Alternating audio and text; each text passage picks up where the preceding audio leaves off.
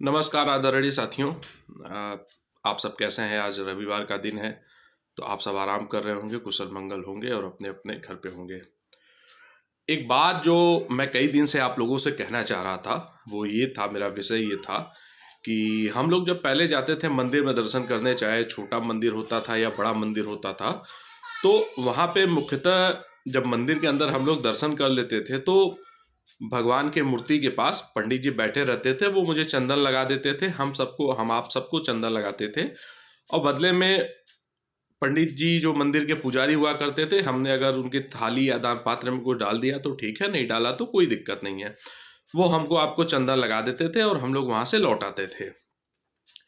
आज स्थिति ये हो गई है कि आप किसी भी मंदिर चले जाएं, जैसे अगर आप बनारस आते हैं तो आप गोदौलिया चौराहे से बाबा विश्वनाथ के मंदिर तक चले जाएं या आप गोदौलिया चौराहे से दशाश्वमेध तक चले जाएं, तो चंदन लगाने वालों की भरमार है।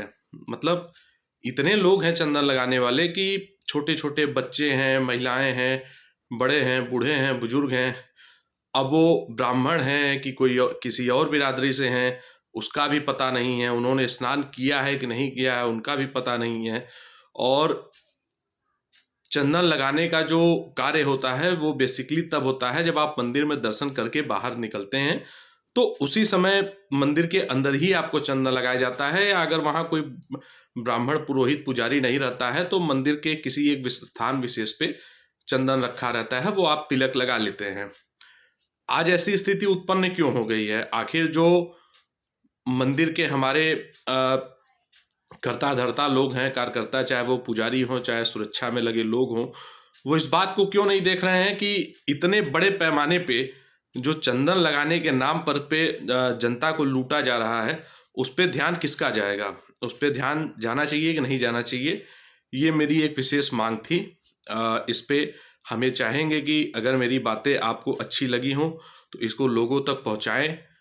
अगर आप मुझे कुछ सजेशन देना चाहते हैं कि नहीं, आपने ये गलत मुद्दा उठाया है, तो इस पे आप मुझे बताएं कि क्या किया जा सकता है। लेकिन हमें लगता है कि हम सब जो है गंगा स्नान करने जाइए तो भैया चंदन लगा लीजिए, भैया चंदन लगा लीजिए। क्या आवश्यकता है चंदन लगाने की? चंदन लगाने का भी एक तरीका होता है, लगाने वाला भी वैसा होना चाहिए, वो शुद्ध नहाया धोया ब्राह्मण होना चाहिए जिसको चंदन लगाने का अधिकार है। ये खैर अधिकार नहीं है, अधिकार किसी को भी आप दे सकते हैं, लेकिन वो उसका एक उचित स्थान तो होना चाहिए। क्या कि सिर्फ चंदन लगाना ही हमारा आपका धर्म रह गया है कि हम नहाए धोए हैं कि कैसे हैं, नहीं है, हम कहीं दर्शन करने नहीं गए, हमने चंदन लगाया और वहां से लौट आए? तो हम ये चाहेंगे, हम आपसे ये रिक्वेस्ट करेंगे कि ऐसे जो रास्ते पे बैठे लोग हैं जो चंदन लगाने के नाम पे अनावश्यक का व्यापार कर रहे हैं, ये व्यापार बंद होना चाहिए। धन्यवाद, नमस्कार।